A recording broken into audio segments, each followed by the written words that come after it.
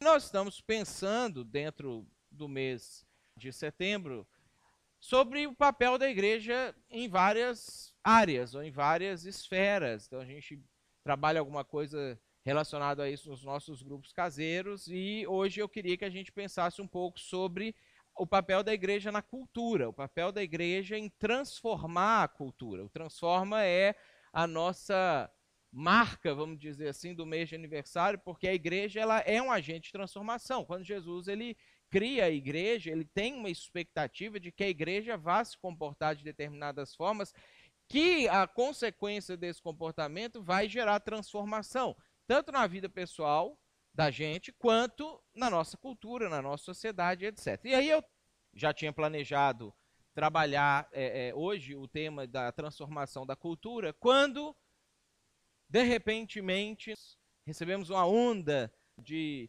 informações e de posicionamentos e etc. daquele episódio que aconteceu aqui em Porto Alegre na semana passada, no final de semana passada, no caso do Queer Museu.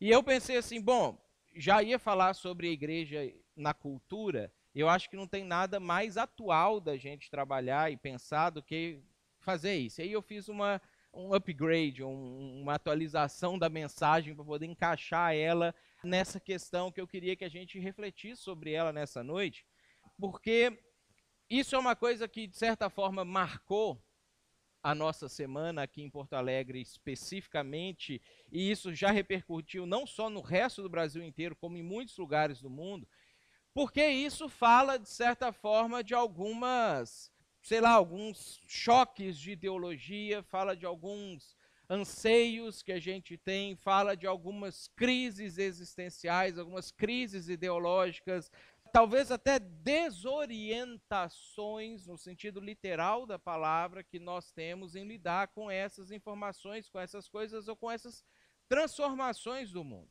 Então, em Porto Alegre, o Banco Santander tem um espaço artístico, o Santander Cultural, onde ele abre para diversos tipos de exposições. As exposições elas vão lá, ficam por um período de tempo, depois elas saem, vem outra exposição, e assim é uma forma que o banco tem de promover a cultura, de tentar incentivar que as pessoas elas pensem em outras coisas, etc., já que a arte tem esse propósito de fazer a gente parar para pensar em alguma coisa que talvez no dia a dia a gente não está pensando. E aí eles resolveram, na semana passada, fazer essa mostra do Queer Museu. Eu queria que a gente entendesse um pouquinho, alguns de vocês sabem exatamente do que se trata, talvez outros viram algumas notícias, mas não pegaram exatamente o espírito da coisa. Mas eu queria que a gente fosse um pouquinho antes também para a gente entender o que é a cultura queer, o que é a ideia do queer. A palavra queer, em inglês, ela significa esquisito ou estranho. É isso que significa a palavra originalmente. No início do século XX, virada ali do século XIX para início do século XX, essa palavra ela começou a ser utilizada nos Estados Unidos para designar as pessoas que tinham um comportamento sexual não tradicional. Então ele chegava e falava assim, fulano é estranho.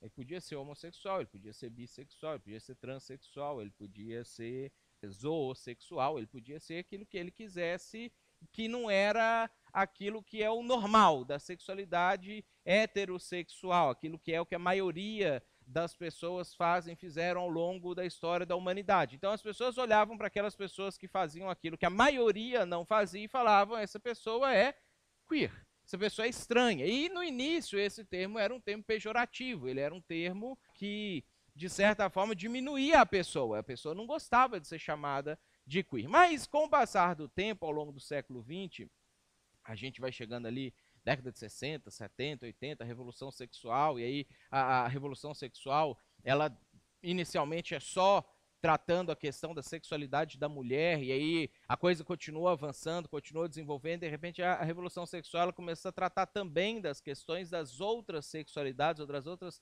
formas de sexualidade, e aí essa palavra queer passa a ser adotada pelo público, tanto os gays propriamente dito, quanto os simpatizantes dos gays, como um termo próprio. Eles se autodenominam queer, eles assumem essa palavra, assumem essa identidade, e eles fazem isso de uma forma que esse termo ele deixa a sua conotação pejorativa, ele não é mais um termo que alguém está xingando o outro de queer, e ele passa a ser um termo de alguém que está abraçando uma ideia, está abraçando uma ideologia, está se identificando com uma forma. E aí a gente entra no século XXI com essa ideia do queer. O queer, ele é a ideia de você promover as alternativas sexuais à heterossexualidade, todas as formas de alternativas sexuais que as pessoas elas podem vivenciar e etc. E isso está no centro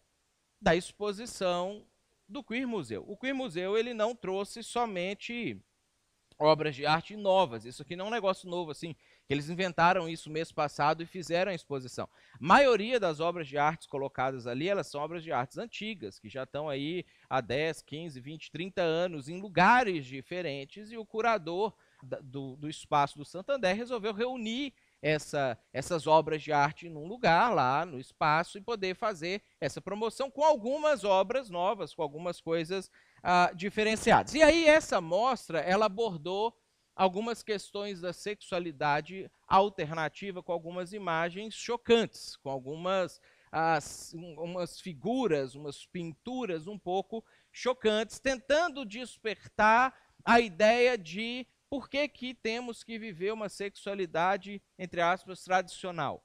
Então essa é uma das figuras, é a figura de uma prática homossexual A3 e uma prática de zoofilia, que foi uma das figuras que mais causou impacto e polêmica e vai gerar o que a gente vai comentar daqui a pouquinho. Ela trouxe também algumas situações de ofensa ao cristianismo e de crítica ao cristianismo, já que para a cultura queer, para as ideologias voltadas para isso, afetas a isso, o cristianismo é o grande vilão da história. Porque o cristianismo é aquele que reprime, o cristianismo é aquele que proíbe, o cristianismo é aquele que não quer ver você feliz, é aquele que não quer que todas as formas de amor sejam vividas entre as pessoas. Então o cristianismo, ele se torna o grande vilão dentro dessa construção ideológica entre o queer e todas as coisas relacionadas a ele e as outras ideologias, porque isso aqui é um pacote, é um item de um pacote, não é necessariamente uma questão em si, e o cristianismo ele se torna o vilão disso. Então, na mostra, nós tivemos algumas figuras de ofensa ao cristianismo, como, por exemplo, essa mistura do deus hindu Shiva com Jesus, onde Jesus ali está com cada braço, com cada mão segurando alguns desses itens de deboche. E eles foram um pouco além, quando eles pegaram hóstias católicas e escreveram figuras sexualmente explícitas na hóstia, tentando de alguma maneira descaracterizar. Aí a gente tem uma série de explicações que eles foram dar a respeito do que significava isso. As explicações iniciais, ou aquilo que a gente tinha antes da coisa ter se propagado ou polemizado, é que isso aqui você estaria mostrando como que a sexualidade está reprimida, porque a ideia da hóstia que é colocada na boca do fiel pelo padre, ele estaria tentando se purificar com aquilo, e na ideia dele a purificação é uma rejeição ao sexo. Então, as questões sexuais, elas estão escritas e colocadas na hóstia para que a pessoa pudesse pegar isso que está reprimido, esse problema da sexualidade humana reprimida, e pudesse, então, dar vazão a esse tipo de coisa. Depois que deu a polêmica, essa semana, eles tentaram trazer uma outra explicação para essa obra, na ideia ou no sentido de que isso aqui é partes do corpo humano, e como Jesus falou, esse é o meu corpo, o corpo não pode ser dessacralizado, o corpo não pode ser rejeitado, não existem partes boas e partes ruins. Eles tentaram trabalhar um pouco o que não explica esse tipo de situação, ou esse tipo de manifestação artística. E a gente tem a figura mais polêmica de todas, que foi a figura que deu a ideia da possibilidade de pedofilia nas obras de arte, que são pinturas de algumas crianças, e são 4, na verdade, na pintura, essas aqui foram as que mais colocaram, onde você vai ler a criança viada, travestida lambada, criança viada, deusa das águas, que são expressões de tentar trazer a questão da sexualidade na infância, onde a criança já é, vamos dizer assim, dita para ela que o certo é ser heterossexual e que, na verdade, não pode ser feito assim, as coisas não devem ser dessa forma, a criança ela precisa expressar a sua sexualidade, e etc, etc. E aí, com esses tipos de figuras, com as trocas e a ideia do travestimento, né? De um menino que se veste como menina. E aí vem outras coisas que estão junto nesse pacote, como a ideia de que será que existe roupa de menino e roupa de menina, cor de menino e cor de menina, coisas de menino e coisas de menina, e por aí vai. As discussões elas vão se desenvolvendo a partir desse tipo de situação. Teve uma série de imagens que foram divulgadas na internet ao longo dessa semana, falsas também, as famosas fake news, e infelizmente, normalmente vindo da parte de cristãos, pegando figuras de pedofilia explícita e colocando como se na obra tivesse e na verdade não estava lá. Mas esse tipo de coisa, tanto as falsas quanto as verdadeiras, essas aqui, geraram em alguns segmentos da sociedade, normalmente identificados com a ideologia da direita e do cristianismo, incentivados nas redes sociais, que a gente vai conversar sobre isso na semana que vem também, o poder que as redes sociais têm hoje de mobilizar pessoas e direcionar pessoas, fez com que algumas pessoas, um grupo significativo de pessoas, se revoltasse em relação a essa mostra. E aí, como a mostra estava sendo promovida pelo Banco Santander, um banco privado, as pessoas começaram, em questão de menos de 24 horas, a manifestar na página oficial do banco, no Facebook, picotando os cartões, colocando a sua indignação, a sua revolta, dizendo segunda-feira eu vou lá fechar minha conta e etc. E algumas coisas como isso. Cliente do Santander, faça também a sua obra de arte, onde eles então picotavam os cartões do banco e escreviam as mesmas palavras que estavam escritas nas hóstias, mostrando para o banco a contrapartida desse tipo de situação. Estima-se que, e aí a gente não tem assim, um número exato do banco, a coisa não veio, que entre 100 e 200 mil pessoas cancelaram as suas contas no Banco Santander essa semana, em virtude desse tipo de situação, como um protesto. O banco, imediatamente, logo que essas coisas começaram a acontecer, na madrugada de sábado para domingo, emitiu uma nota no domingo já pela manhã passado ainda, que a exposição que demoraria ou duraria até o dia 8 de outubro estava sendo imediatamente cancelada. E faz uma nota de um pedido de desculpa, aonde ele tenta não dizer que ele discorda das questões das diversidades sexuais e toda essa coisa, mas ao mesmo tempo tentando mostrar a sua não concordância com aquilo que tinha acontecido na obra, e a gente sabe com qual objetivo: segurar os clientes. E aí esse tipo de coisa faz a gente, ou precisa fazer, ou pode fazer, a gente começar a pensar: por que essas coisas acontecem? Por que essas coisas estão postas? Como que o ser humano ele se direciona para um lado ou para o outro? Primeiro, o que a gente vai observar com a própria ação do Banco Santander é o claro poder, e nisso tanto Karl Marx quanto Max Weber e todos os teóricos que concordam com um ou com o outro, eles têm razão no ponto comum deles. Está tudo girando em torno do capital. Tudo gira em torno do dinheiro. Tudo gira em torno de o que eu vou ganhar com isso. Como que eu vou me beneficiar com esse tipo de situação. Essa situação do banco desse Queer Museu dessa semana expôs para a gente o poder do capital sobre qualquer ideologia. E a gente vai entender por quê quando a gente começa a observar os outros setores que polarizam em relação a essas questões, como, por exemplo, os políticos. Rapidamente, os políticos saíram às ruas ou nos espaços que eles têm para poder manifestar suas opiniões e se posicionaram radicalmente contra ou radicalmente a favor daquilo que estava acontecendo lá no museu. Pergunto, por quê? Voto, capital, É o emprego deles. É a forma como eles podem manter-se ganhando e vencendo e etc. E aí nós vamos ver discursos os mais radicais possíveis. Tanto de um lado, eu peguei a Manuela Dávila como uma figura, porque ela é gaúcha, ela é jovem, ela é aquela ideia de uma visão nova para a sociedade, e ela promoveu a manifestação que teve em Porto Alegre nessa semana contra aquilo que aconteceu. Peguei do outro lado a figura de direita mais expressiva e caricata do Brasil, que é o Jair Bolsonaro, que é aquele que se posiciona abertamente à direita, porque no Brasil nós temos um problema por conta de uma série de coisas, de pessoas se posicionarem e dizer assim, não, eu sou de direita. Porque no Brasil, ser de direita é igual a ser mal, ou ruim, ou idiota, ou alguma coisa relacionada com isso. Então, ainda que nós temos muitos políticos, inclusive em partidos de esquerda, que adotam posições de direita, quando eles votam em projetos de lei, quando eles fazem propostas orçamentárias, quando eles conduzem as questões executivas do país, eles não dizem que são de direita, eles falam que são moderados, de centro, ou coisas desse tipo de coisa. Qual que é a proposta do Jair Bolsonaro? Voto. Não é defender a família. Não é os bons costumes e a moral e etc. Voto.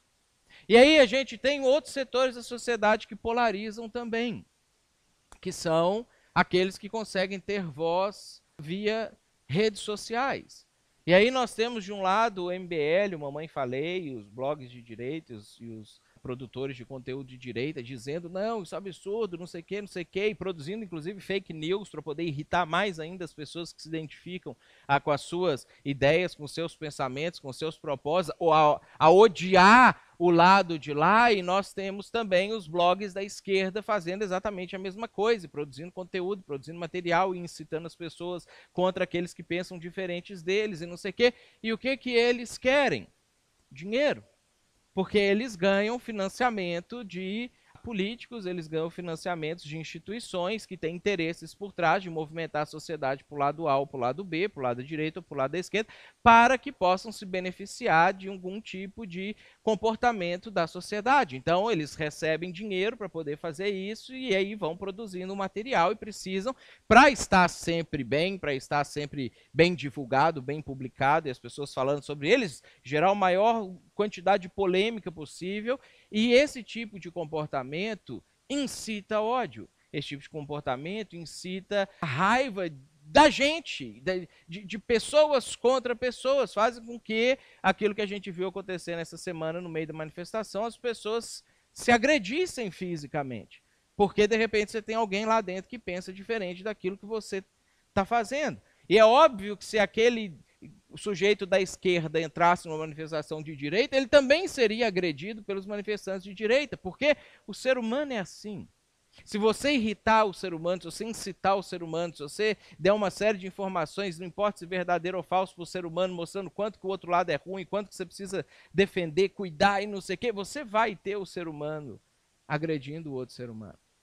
E, na verdade, toda essa turma, todo esse pessoal, todos esses agentes econômicos, políticos e sociais vão orquestrando um jogo aonde muitas vezes nós participamos dele de duas maneiras. Ou nós entramos no jogo e somos manipulados, induzidos e conduzidos e passamos a pensar de determinada forma, a gente nem sabe por quê que a gente pensa de determinada forma. E isso se manifesta muito claramente quando a gente compra um pacote.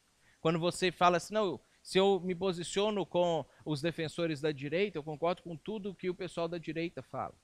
Tem muita coisa sem sentido dito pelas pessoas da direita. Ou se eu me posiciono com a esquerda, eu preciso concordar com tudo aquilo que a esquerda fala.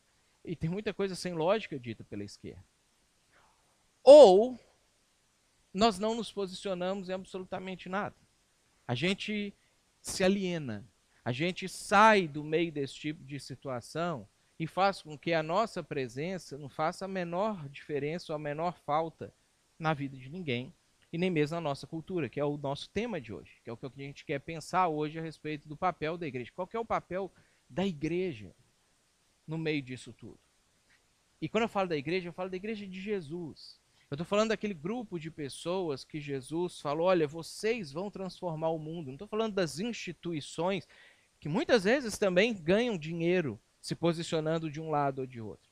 Inclusive porque nós temos hoje igrejas que se projetam e aparecem e crescem se posicionando a favor da família, contra o aborto, contra isso, contra aquilo, com fins financistas. E nós temos igrejas que se posicionam à esquerda também e compram pacotes e compram ideologias e defendem políticos A e B e não sei o quê, porque eles amealham um lado da sociedade, um grupo da sociedade que se identifica com aquilo ali, com fins financistas também. Eu não estou falando da instituição, estou falando do grupo de pessoas que resolve seguir Jesus, que fala assim, eu quero de fato que Jesus seja o Senhor da minha vida, eu quero que de fato Jesus seja o guia da minha vida, eu quero que de fato Jesus mostre para mim o que eu tenho que fazer na minha vida. O que Jesus espera da gente? O que é a expectativa dele para nós? E onde você e eu ficamos nessa situação toda? Quando Jesus estava formando a igreja, ele deu um conselho muito importante sobre comportamento social, que eu acho que é um ponto de partida para a gente nessa conversa aqui, que a gente precisa pensar sobre isso em outras decisões que a gente toma normalmente na vida da gente. E aí Mateus registrou para nós, lá no capítulo 10, o seguinte: Jesus ele vira para os seguidores dele, quando ele está formando a igreja, e fala assim, olha, eu estou enviando vocês como ovelhas entre lobos. É isso que está acontecendo. É isso que eu estou fazendo. Portanto, sejam prudentes como as serpentes e simples como as pombas. Em outras palavras, Jesus está falando assim, não confunda ingenuidade com bondade. Não confunda não se envolver com bondade. Não confunda não se posicionar com ser simpático e conquistar a confiança das pessoas. Por outro lado, por que você vai se posicionar? Qual que é o real interesse seu de abraçar uma ideia A ou uma ideia B? No final das contas, você quer ganhar uma discussão? Ou você quer aparecer como uma pessoa que sabe das coisas? Ou você quer ganhar dinheiro ou se beneficiar financeiramente por conta daquilo ali? Jesus ele reúne os discípulos dele e fala assim, gente, eu estou enviando vocês para ir para o meio de pessoas que, se puderem, elas vão devorar vocês. Se puderem, elas vão fazer com vocês o que lobos fazem quando pegam ovelhas. E na história do cristianismo, a gente viu que isso aconteceu muitas vezes. E na história humana, a gente vê que você não precisa ser cristão para que, se você estiver como uma ovelha no meio de lobos, você vai ser oprimido no meio dos lobos. Não importa qual segmento seja. E aí Jesus ele fala assim, não sejam bobos. Não sejam ingênuos. Não recebam as informações e comecem imediatamente a agir de acordo com aquelas informações que vocês estão recebendo. Não abracem um pacote porque ele é bonito, ou ele é politicamente correto, ou as pessoas legais abraçam esse pacote, então você quer ser legal também, e você abraça aquele pacote. Você precisa ser igual uma cobra, igual uma serpente, prudente.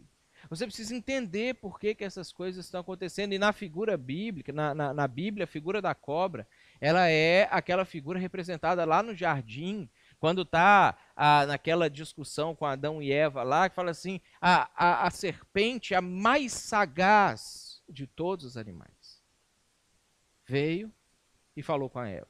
Jesus está lançando mão dentro da mente deles, judeus, da figura da serpente do jardim. Ele fala assim, vocês precisam ser tão espertos quanto aquela serpente.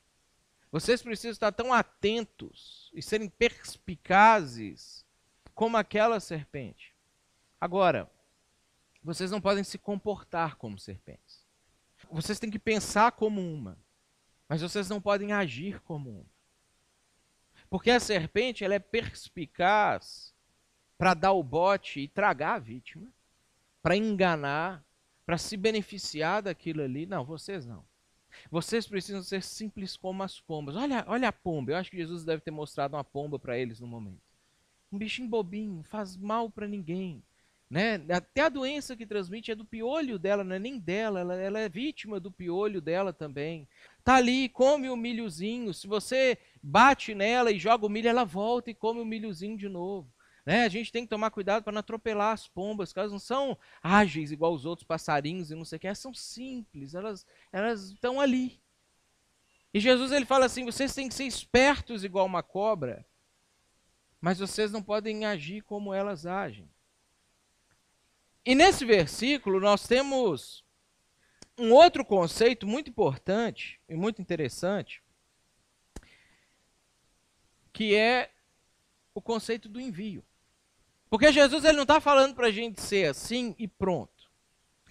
Isso parte do pressuposto que intencionalmente você vai se colocar no meio dos lobos. Porque você foi enviado para lá. A expectativa de Jesus é que você esteja lá. A expectativa de Jesus não é que você perceba uma reunião de lobos e fale, eu não me meto com isso porque eu sei o que eles fazem. Eu sei que é tudo interesse outros que não aquilo que de fato eles estão colocando. Jesus fala, não, eu quero que vocês estejam no meio deles. Como ovelhas, não como lobos. Não para se aproveitar do que eles vão se aproveitar. Não para receber aquilo que eles vão receber. Como ovelhas. Mas com a esperteza de uma serpente.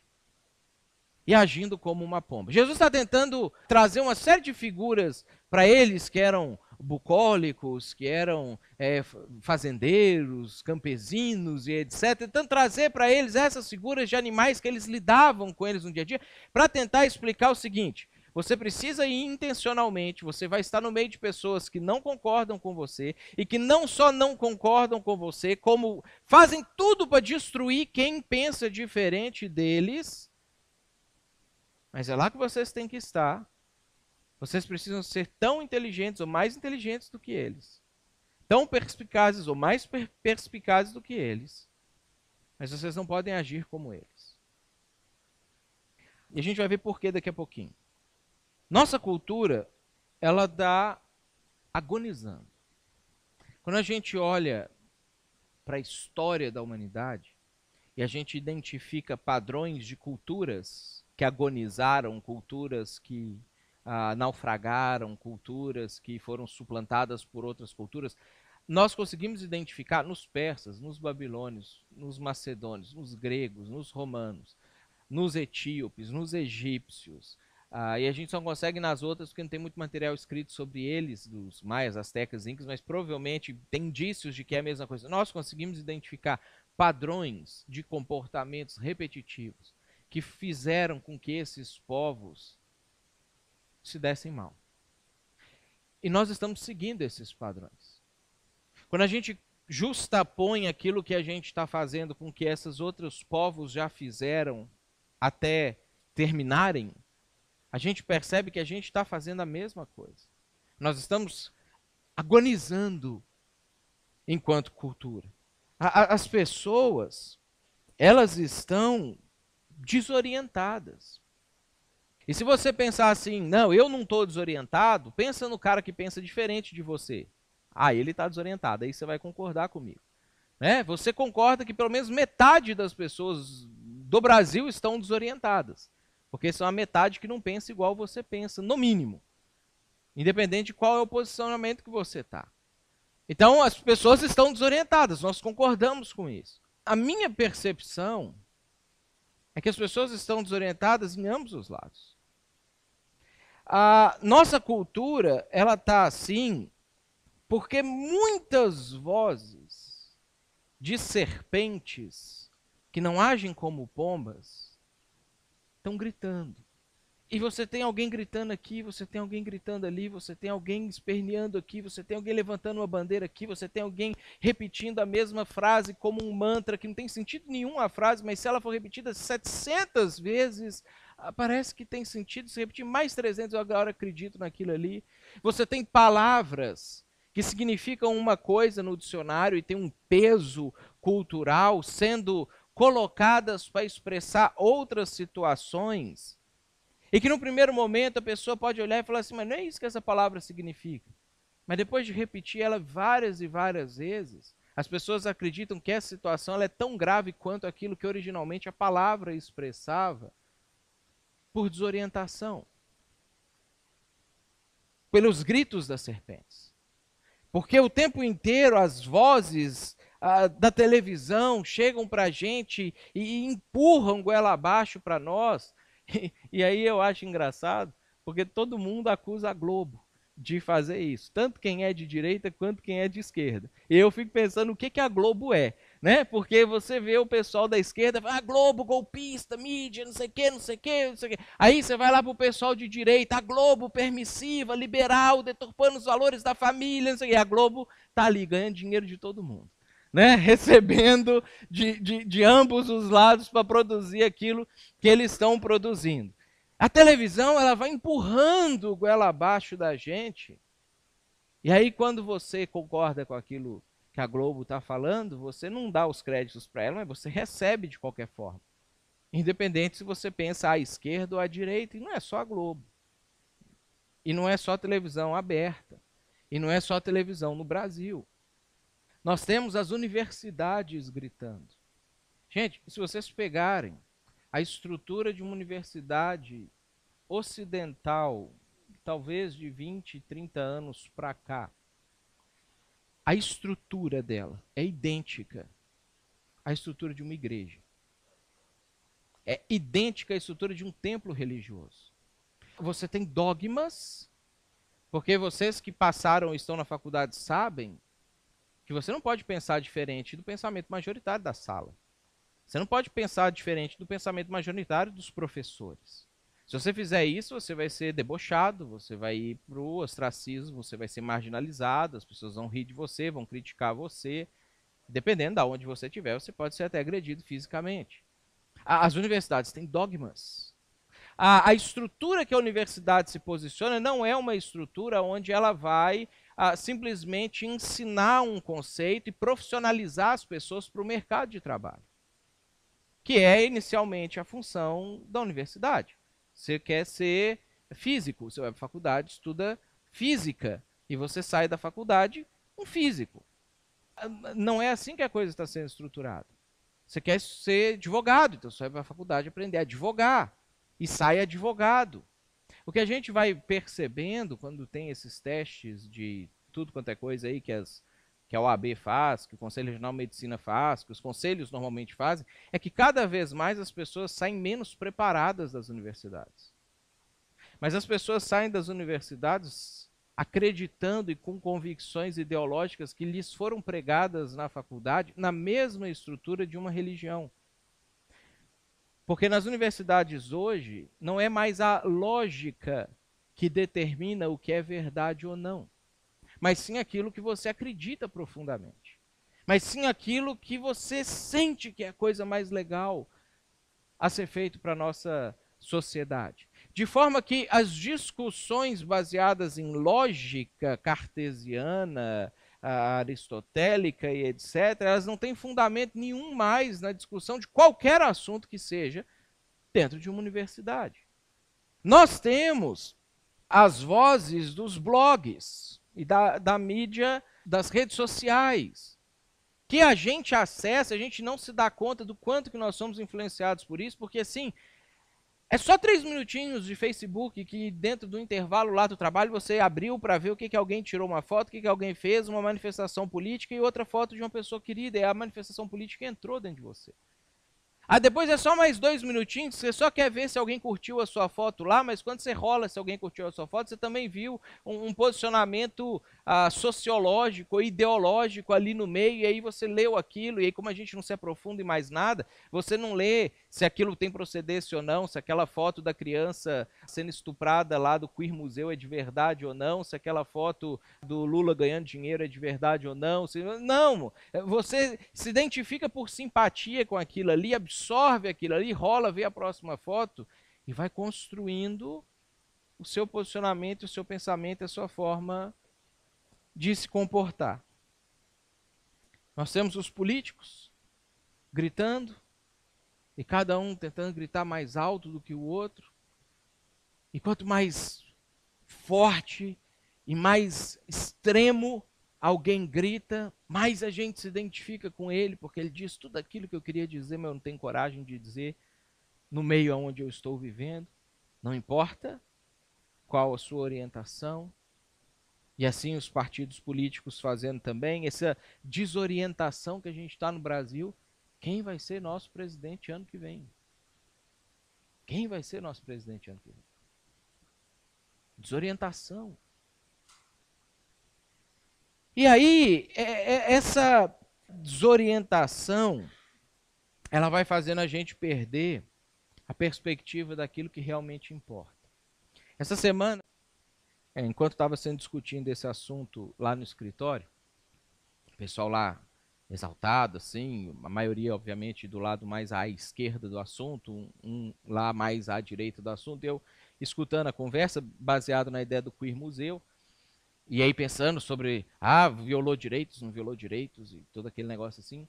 Aí eu parei, intervi na conversa, e eu perguntei para eles assim, qual de vocês já sentou com um homossexual para conversar com ele sobre os problemas dele?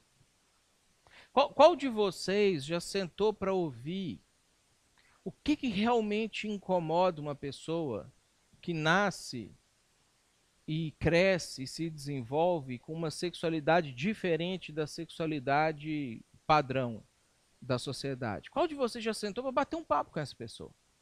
Para ouvir ela? Para tentar entender e tentar perceber o que se passa com ela? E qual de vocês já se dispôs a caminhar com alguém assim? Com um queer? Qualquer que seja ele.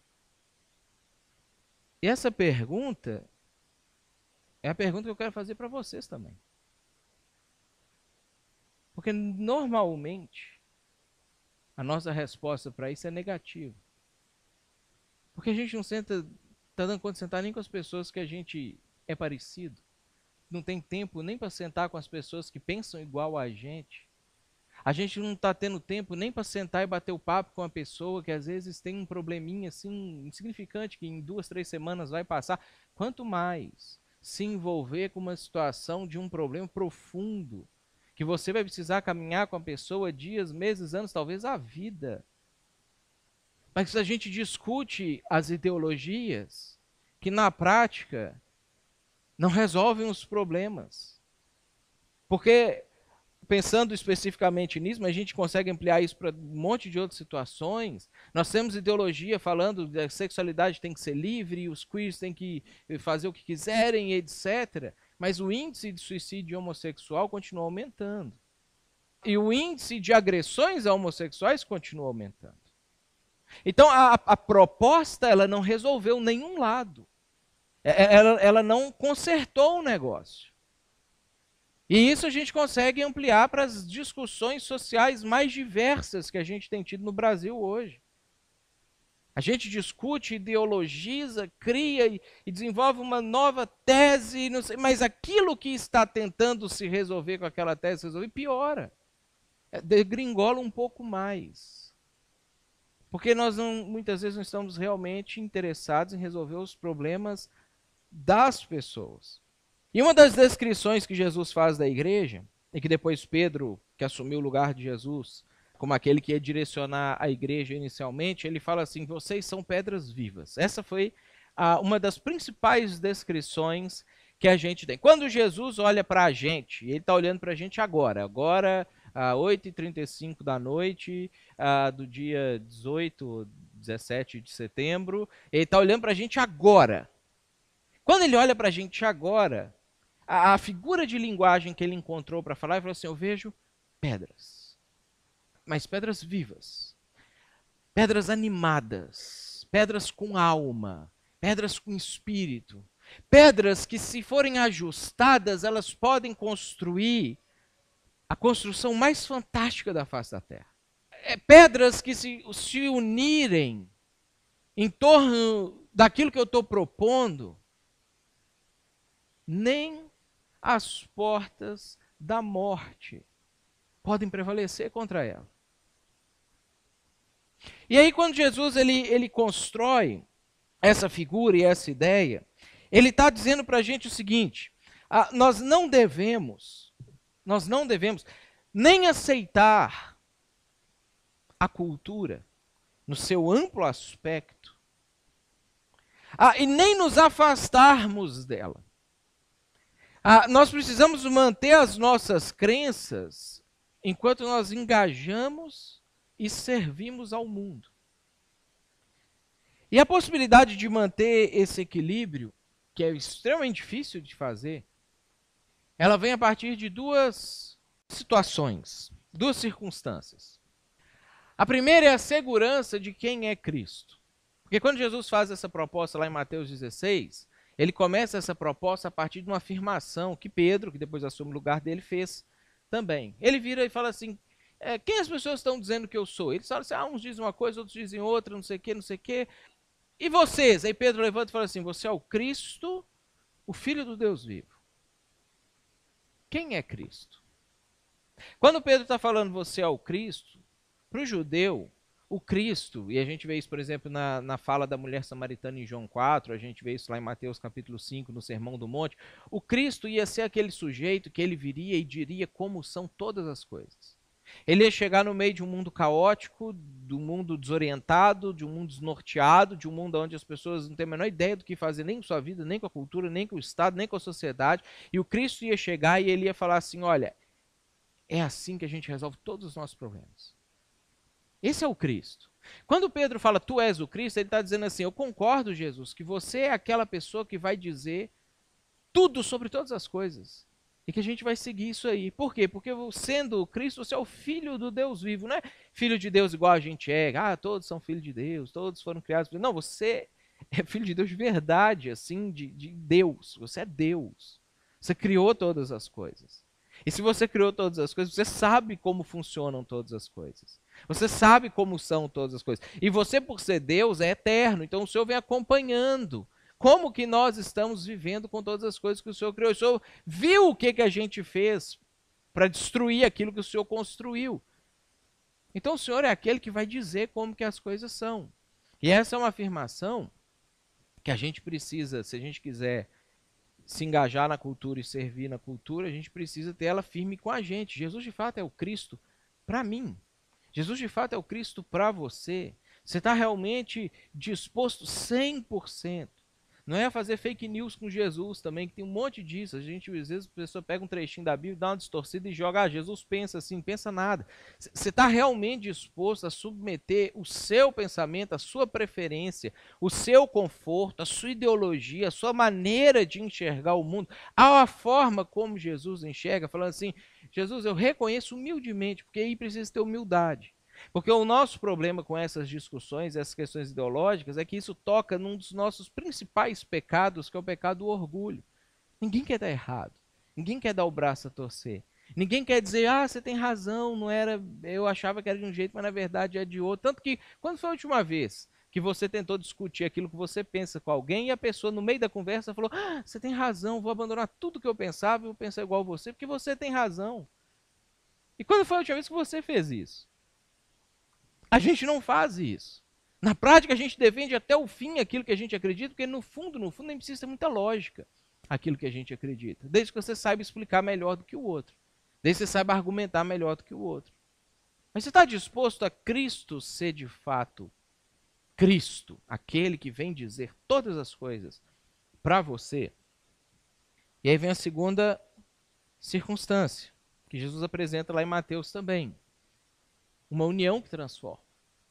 Jesus vira para Pedro e fala assim: Pedro, sobre essa pedra.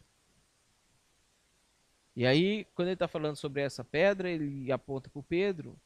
E depois, pela carta de Pedro, a gente percebe que ele apontou para o André, e apontou para o João, e apontou para o Bartolomeu, e apontou para o Mateus. Depois, agora vocês apontem para os outros também. Porque sobre essa pedra, e essa pedra, e essa pedra, e essa pedra, eu vou edificar a minha igreja.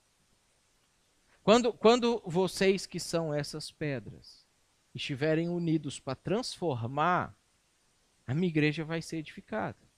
E quando eu edificar a minha igreja, as portas do Hades não vão poder vencer ela. E aí, por Hades, a gente tem na cultura judaica a representação de tudo que é ruim, inclusive a morte e a separação eterna de Deus. É um inferno.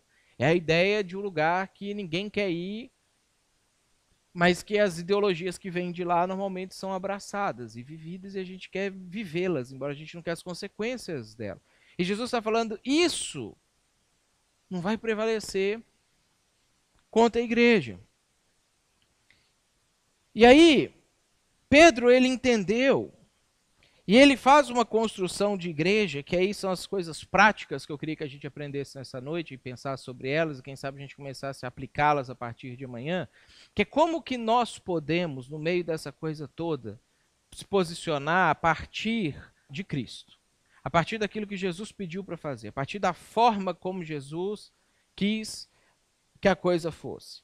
Lá em 1 Pedro capítulo 2, a partir do versículo 3, Pedro vai fazer uma descrição, e nós vamos fazer uma leitura dinâmica até o 17, pulando alguns trechos e pegando algumas partes, para a gente entender o que é o nosso papel, onde é que a gente está no meio disso tudo. Pedro começa dizendo assim, ó, ele estava falando algumas coisas sobre a vida cristã, sobre você ter conhecido Jesus, sobre como que foi bom para você ter conhecido Jesus, o que isso mudou na sua vida, porque se não mudou nada na sua vida, e isso aqui ainda não é para você. Você precisa experimentar o que vem antes disso aqui. Aí depois que ele fala sobre isso, depois que ele faz essa construção, ele fala assim, agora que provaram que o Senhor é bom, agora que vocês têm essa confiança, agora que vocês entendem que Cristo é Cristo, que Jesus é de fato quem deve direcionar todas as áreas da vida e não algumas áreas juntando com outras e com outras ideias e com outras pessoas, não. Agora que vocês entenderam que tudo que Deus disse é inclusive para o seu bem, para o bem da sociedade, para o bem da humanidade, agora que isso é claro para vocês, à medida que se aproximam dele, a pedra viva, rejeitada pelos homens, mas escolhida por Deus e preciosa para ele, e essa rejeição a gente vê que ela não é uma rejeição só lá na época dele, essa rejeição se perpetua na história. Vocês também estão sendo utilizados. Olha só como é que ele começa falando. Vocês têm um papel nisso. Vocês têm uma missão nisso, vocês têm um propósito nisso. Vocês, agora que isso fez sentido para vocês, e vocês entenderam que Deus é bom, e vocês se aproximaram dele, vocês estão entendendo ele, vocês estão se conformando à imagem dele, agora vocês também estão sendo utilizados como pedras vivas na edificação de uma casa espiritual para serem sacerdócio santo. E a ideia do sacerdócio ele é muito importante também para a cultura da época, porque o sacerdote era aquela pessoa que podia fazer com que a pessoa se ligasse a Deus e que Deus se ligasse à pessoa. A pessoa naquela época ela não podia fazer igual hoje, que orar simplesmente, falar diretamente com Deus e Deus falar com ela, e ler a Bíblia diretamente, entender as coisas, que isso não era possível naquela época. Naquela época eles dependiam de uma pessoa, o sacerdote, a figura do sacerdote, que era alguém que dava a mão para Deus, dava a mão para a pessoa aqui e fazia com que eles pudessem se unir. Então, quando Pedro ele vira e fala assim, vocês são sacerdotes, ele está falando que esse é o nosso papel com o nosso mundo hoje. Como que a nossa cultura, ela pode se tornar uma cultura divina? Como que a nossa cultura pode ser divinizada? Como que a nossa cultura pode ser redimida? Como que as coisas podem mudar? E aí é que eu acho muito, muito engraçado de um termo negativo, que é quando a gente reclama das coisas. A gente assiste na televisão as coisas acontecendo, a gente reclama. Mas a gente pode fazer alguma coisa para mudar. A gente só reclama. E reclamar gasta energia e não transforma. O que Pedro está falando é a única forma disso que você olha e fala assim, parece que esse negócio não está muito certo, mudar, é se você for lá fazer essa ponte entre Deus e a cultura.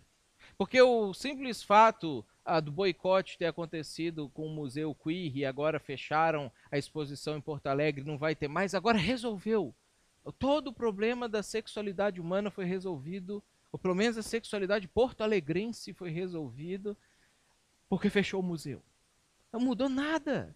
problema continua aí, os dilemas, as dificuldades, os sofrimentos, as angústias, eu não sei se é isso, não sei se é aquilo, o que eu faço, como é que eu lido com alguém que é sendo, como é que eu lido com ser assim, a coisa continua toda aí. O boicote não transforma. Jesus está falando, você pode transformar. Se você acha que isso está ruim, se você acha que deveria ser diferente, você pode transformar. A ideia de sacerdócio é uma ideia de uma responsabilidade de fazer com que o nosso mundo se torne um mundo divino. Imagina como que seria se a nossa cultura, ela fosse uma cultura divina, de fato. Ela fosse uma cultura onde todas as pessoas estivessem vivendo debaixo dos ditames de harmonia, amor, dedicação um ao outro, que Jesus propôs para a gente. Como é que estaria? Como é que seria o nosso mundo? E aí Pedro, ele continua, ó, lá no versículo 9, ele fala assim, isso acontece porque vocês são geração eleita, sacerdócio real, ele repete a ideia do sacerdócio real, nação santa, povo exclusivo de Deus, você tem uma identidade. E isso aqui é uma coisa interessante. Você não é de esquerda e nem de direita, pelo menos aos olhos de Jesus. Você não é queer ou anti-queer. Você não é heteronormativo, ou homonormativo, ou queer normativo, não. Você tem uma identidade. Você é povo exclusivo de Deus. Quando Deus olha para você, ele vê você assim. Ele enxerga você para além desses contingenciamentos humanos, para além dessas elaborações sociofilosóficas humanas. Quando Deus olha para você, ele fala assim, sou eu lá.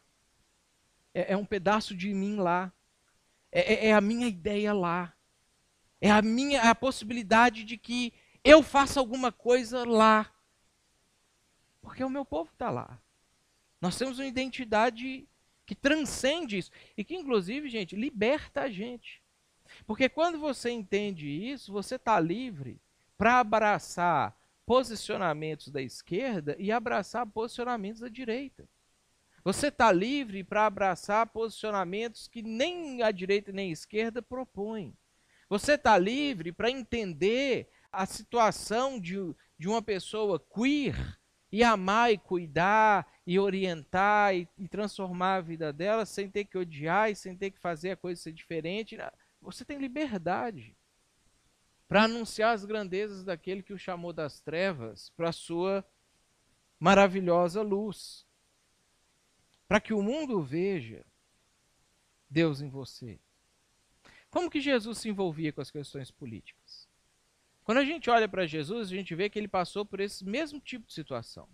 Tinha os equivalentes aos queer museus da época lá, na época de Jesus. Tinha os fariseus museus na época de Jesus, os saduceus museus na época de Jesus. Jesus ele tinha que lidar com algumas questões que para eles eram questões graves e dilemas culturais, sociais, econômicos.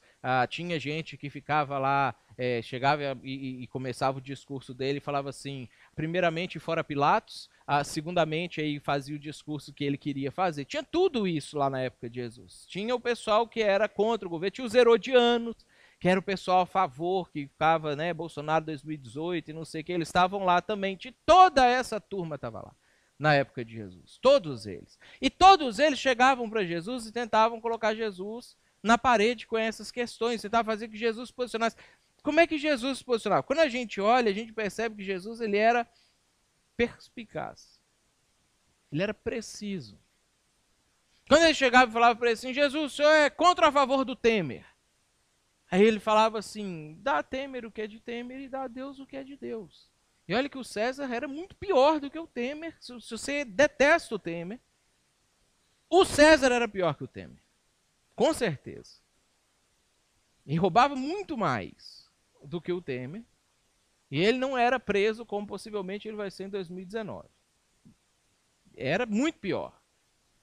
E aí eles chegavam para Jesus, faziam uma proposta para Jesus nas questões socio-religiosas da época. Jesus, com que autoridade você está fazendo essas coisas? Aí, ao invés dele responder, ele falava assim, eu só respondo se vocês me disserem com Com que autoridade João Batista batizava? Quando Jesus fala isso, ele coloca eles numa sinuca, por quê? Porque eles acreditavam internamente numa coisa, mas o povo acreditava em outra. E como hoje, eles preferiam agradar o povo, porque eles ganhavam coisas do povo, do que firmar suas convicções. E Jesus sabia disso. E Jesus sabia que se eles dessem a opinião deles, eles se indispunham com o povo. E se eles não dessem a opinião deles, ou dessem a opinião do povo, eles validavam as ações de Jesus, porque João Batista tinha validado as ações de Jesus.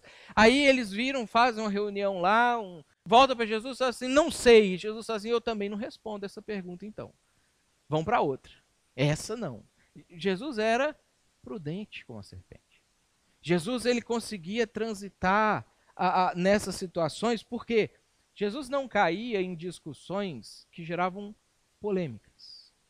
Jesus não caía em discussões que geravam animosidades entre os grupos e fariam com que um grupo passasse a odiar outro grupo. O grande exemplo disso é que quando você olha o rol de discípulos de Jesus, você vai ver que tem gente de extrema esquerda e gente de extrema direita andando junto com Jesus sem problema nenhum lá dentro.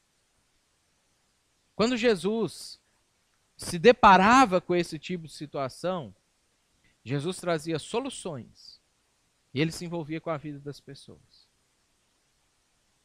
Ah, Jesus, como é que é esse negócio do adultério que Moisés mandou apedrejar e não sei o que, e não sei o que? Não vou responder isso que vocês estão me falando, não.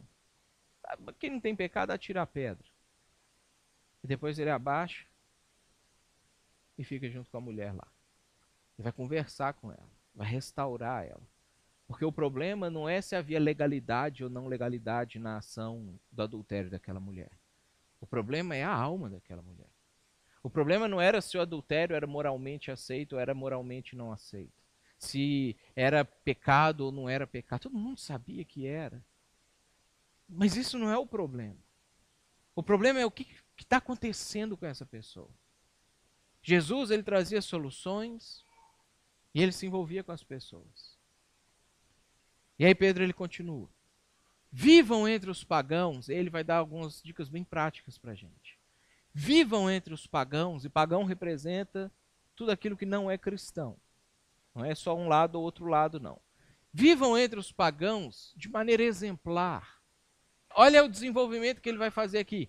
Para que naquilo em que eles os acusam de praticarem o mal, o Queer Museu mostrou para a gente que nós somos acusados, o cristianismo pelo menos é acusado de praticar o mal quando eles colocam as figuras de Jesus, da hóstia e não sei o que nas condições que colocaram.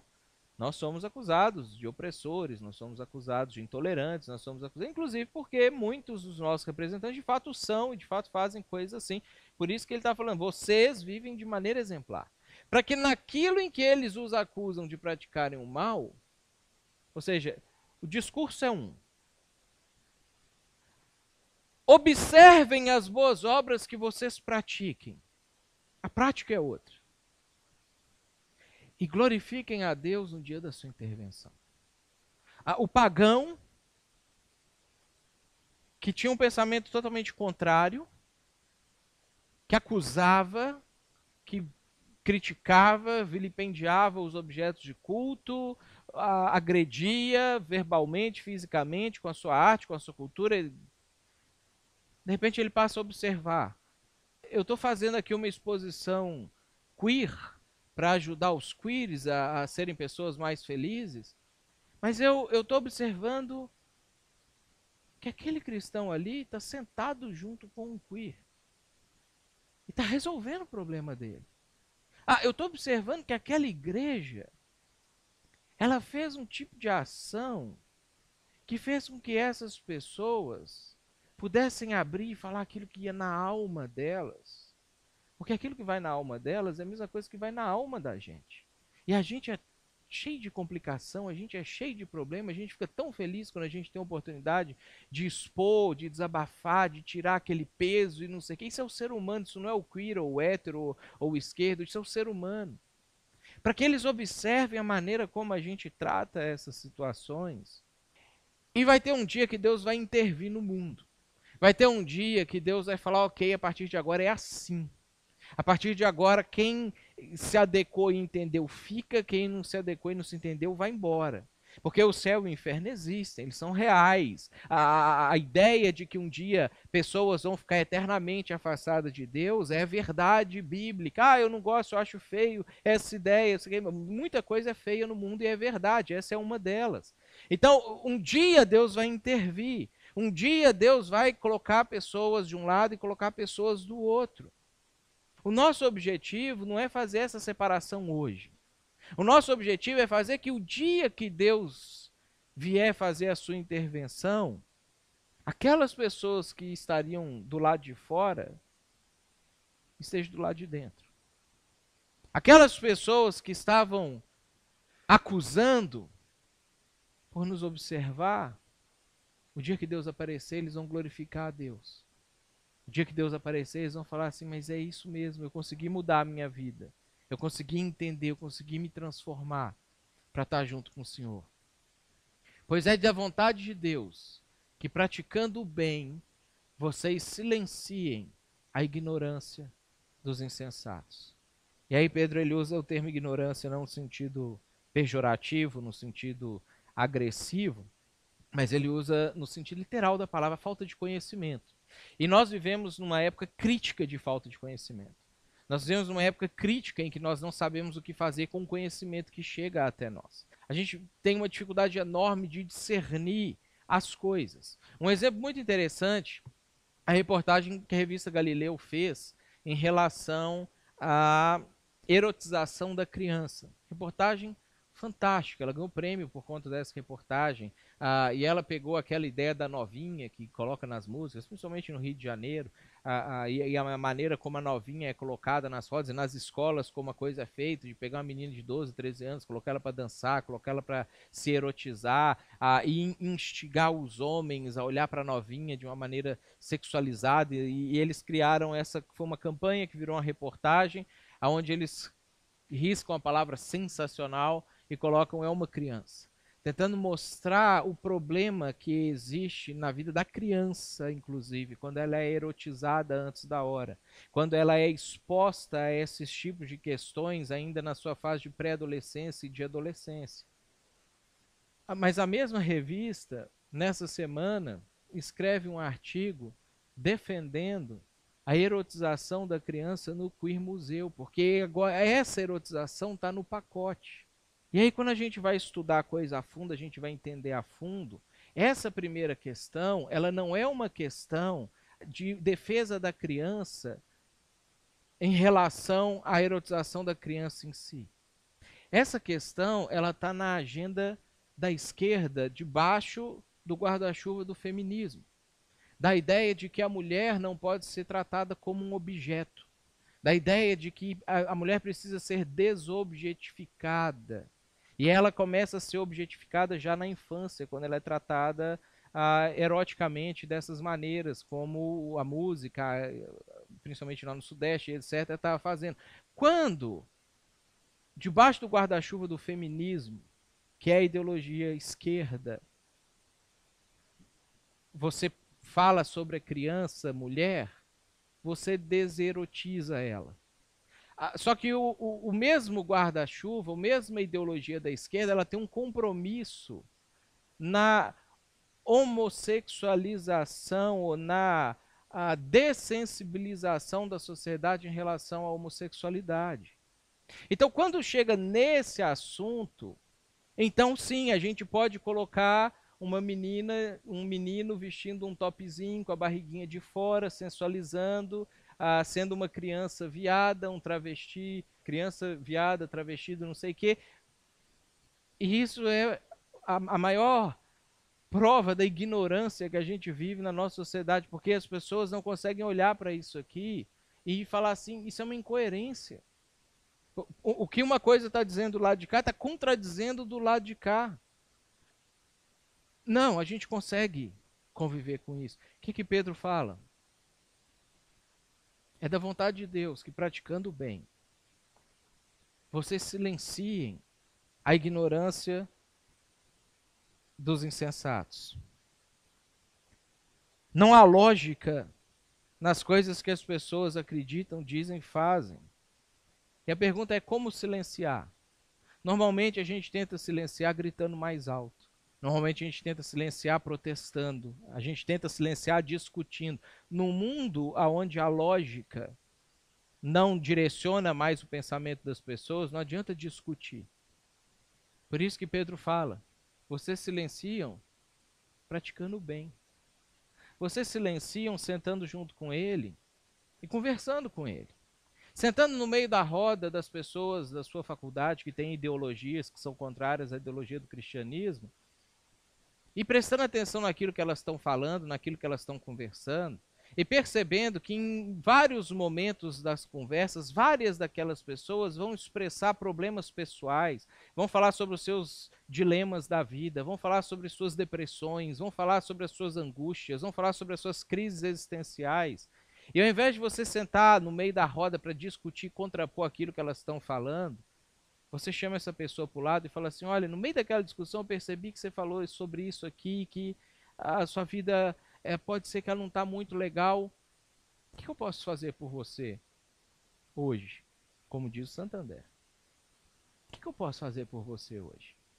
Como é que eu posso te ajudar? Como é que eu posso caminhar junto com você no seu dilema, na sua angústia, no seu sofrimento, na sua inadequação? Não porque eu já sou adequado, eu sou inadequado também, mas eu tenho encontrado um caminho onde isso está sendo resolvido. Você não quer caminhar junto comigo? Você não quer participar junto comigo? Como que eu posso ajudar você? É isso que Pedro está falando, não é para discutir. Não é para criar um argumento melhor, mais lógico, mas você vai conseguir ter um argumento mais lógico, porque não é mais as coisas baseadas na lógica. Mas ele fala, não adianta. Faça o bem. E quando você faz o bem, quando você envolve, quando você está junto, você silencia a ignorância. E ele conclui dizendo assim, vivam como pessoas livres, mas não usem a liberdade como desculpa para fazer o mal. É o negócio da cobra e da pomba. Vivam como servos de Deus. Tratem a todos, com o devido respeito. Quem concorda e quem não concorda com você. Quem pensa como você e quem não pensa como você. Amem os irmãos, temam a Deus e honrem o rei. Vocês são livres, mas não usem a sua liberdade para fazer o mal. Vocês sabem as coisas, mas não usem isso para se sobrepor em cima das pessoas. Vocês percebem o rumo que as coisas estão indo. Não use isso para se beneficiar economicamente às custas da ignorância, da manipulação de massa das pessoas, como as outras instituições estão fazendo. Vocês são livres, mas não usem isso para o mal. Amem as pessoas, temam a Deus e sirvam o rei. Amem as pessoas, façam tudo debaixo da orientação de Deus e se envolvam adequadamente com o Estado e com as instituições. Você transforma a cultura quando você se envolve com pessoas e não com ideologias.